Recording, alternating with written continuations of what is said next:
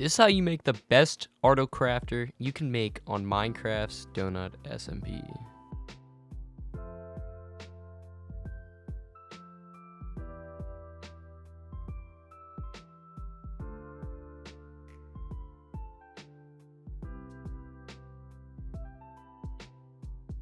YouTube shows only 2% of my viewers are subscribed, so subscribe. Now let's get into the tutorial.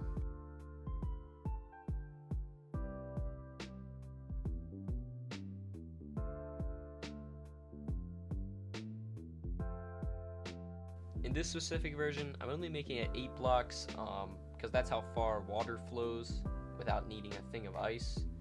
But if you guys want to add more ice, you can add more units.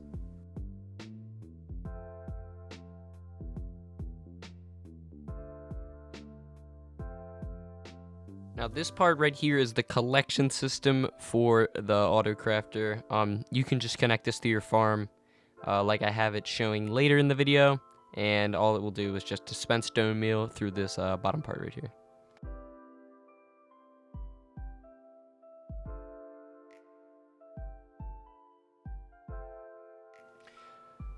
So for the actual auto crafter system, the normal one does not work on the DonutSMP. It just kind of like times out. So you have to use one that's kind of like this. Make sure it has 2 ticks, or I'm pretty sure it will also shut down.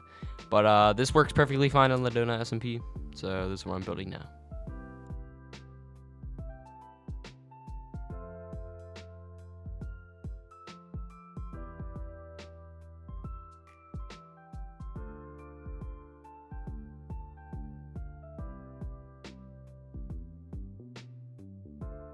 Just a quick note, make sure all your pistons are facing the right way. That's why I have to place them a weird way. Make sure the faces are showing so the redstone signal gets put into the auto crafters.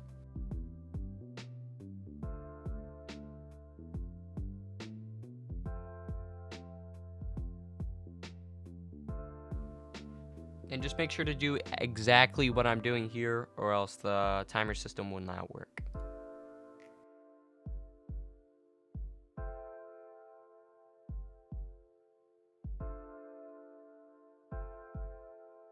Now this part, you have to click every single box except one.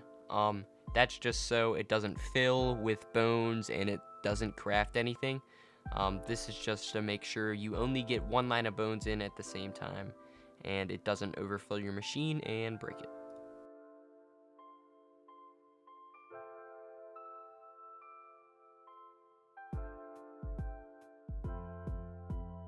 Now I'm building the collection system, and this really matters, like how many skeleton spawners you have on the server. If you don't have that many, you don't need that many chests. But if you have a lot, I would say you're gonna need a bunch of chests, because if it's producing more bones than the crafters can craft, then it won't craft for a while, and there'll be an overflow, which eventually will despawn items. But luckily on the DonutSMP, the hoppers are 15 items per, so they collect pretty fast.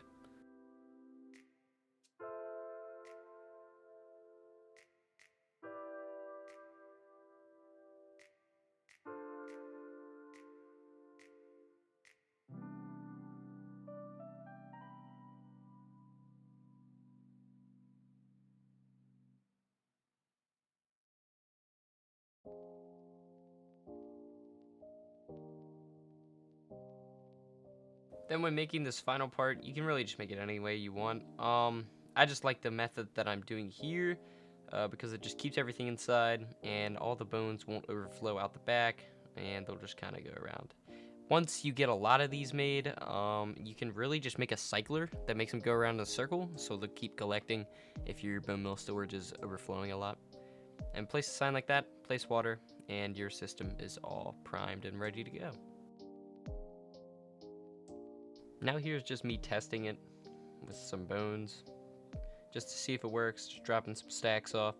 And right now it's only going to be running in like the front 2 compartments, as you can see right here, only coming out the front 2.